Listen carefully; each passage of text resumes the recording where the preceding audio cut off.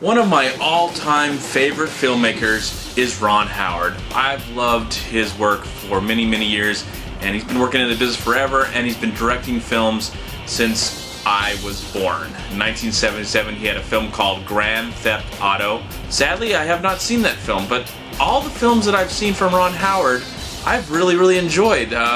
Most of them are really great. Some of them are some of my favorite movies of all time. But like 2 years ago, I think he came out with the first movie I can say that I did not like at all, and I found it to be very disappointing. That film was called The Dilemma. I'm not going to talk about that movie much. I've moved on, and now he has a brand new film called Rush, which tells the true story of two men that were rivals in a business that I'm not really keen on or really care about, and that would be Grand Prix race car driving and stuff like that. I'm just not really into it. It's not something I really care about. But I felt like when the trailers came out for this movie, it looked to be very compelling. It looked like it was going to be directed and everything. It looked like Ron Howard was just coming back with a vengeance, and he was going to give us something that looks, it just looked amazing. It just looked something like very important. The film stars Chris Hemsworth as, it's a true story. It's a true story. So the film stars Chris Hemsworth and an actor named Daniel Bruhl. Chris Hemsworth plays a guy named James Hunt, and Daniel Bruhl, as most people might know him from Inglourious Basterds, amongst some foreign language films, he plays a guy named Nicky Landau, and they were a rival in the 70s. But I didn't know much about these guys. I didn't know much about the story. I really didn't know anything other than I saw the trailer and it looked very compelling. To my surprise, this is the most excited I've ever been about a race car movie ever. I've never been this excited or interested in my life, and from the get-go, from the moment this movie started, it really captured my heart and captured my interest. I never for a moment was bored by this film. I was completely entertained and just interested to see where this movie was going to go. What was the outcome? I was interested in the rival between these two guys because they were both out to be the best.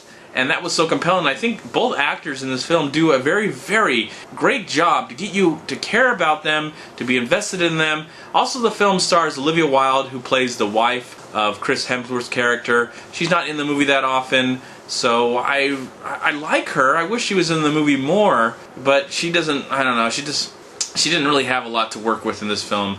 It was mainly about these two guys and their rival, and what might come out of this rival is probably the most interesting part of this film. As a film directed by Ron Howard, this is just an exceptional piece of work. It is a truly great film, and one of my favorites of the year. I really enjoyed this movie. The screenplay is by Peter Morgan, who wrote The Queen and also wrote Frost Nixon, which was also a Ron Howard film. It's a really good screenplay. It just keeps you interested and invested in the characters. There was some narration that at one time it was coming back and forth, and it was really weird, and I never felt like it was out of place. It just felt a little uneven at times, but not enough to really bother me, even when it came near the end of the film. I do want to mention that the cinematography is done by the same guy who won the Oscar. I'm not trying to say his name, but he won the Oscar for Slumdog Millionaire. It was just a great looking film, the way it just looked and it felt. They really captured the time of the 70s with the wigs and the makeup and the costumes, the production design. Overall, this is a really incredible film. The main character, played by Chris Hemsworth, seems like he's a person that just enjoys life, loves life, but he is also a womanizer. And I would have felt that to be more interesting if they would have tackled that, but maybe he just didn't care and he loved to use women and all that stuff, and they loved to use him. So maybe there wasn't any drama that could come out of that other than his marriage to Olivia Wilde's character. But I felt that could have been more of a compelling story, because I'm not a big fan of characters that are womanizers and treat women just like sex objects. So if that's a complaint, then that's one of the complaints that I have. But other than that, this is a pretty great film. It does have some pacing issues, especially near the end, that kind of took me out of the experience a little bit.